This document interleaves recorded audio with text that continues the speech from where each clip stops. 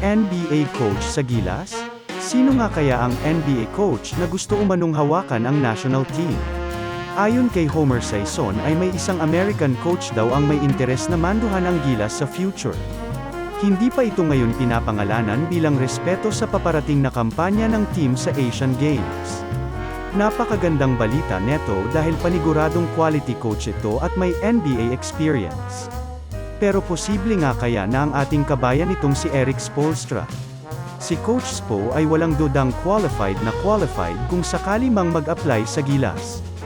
Wala ka na kasing matatanong sa kanyang kakayahan bilang coach dahil NBA champ ito at ang tinuturing pa ngayong pinakamatalinong coach sa NBA. Kaya nga kung siya ito ay wala nang problemahin ang SBP pagdating sa mga taktika dahil pulidong pulido na dyan si Spo. Kasama nga rin ito sa Team USA bilang assistant coach kaya pagdating sa international stage ay betak na ito at paniguradong may natutunan pa sa kanilang pagkatalo. Pero ang commitment nga rin na yan ang posibleng makaharang sa Gilas journey niya dahil mahirap makitang bitawan siya ng Amerika. Kung best coaches kasi ay lalaban talaga dyan si Spoy kaya naman hindi nila ito papakawalan.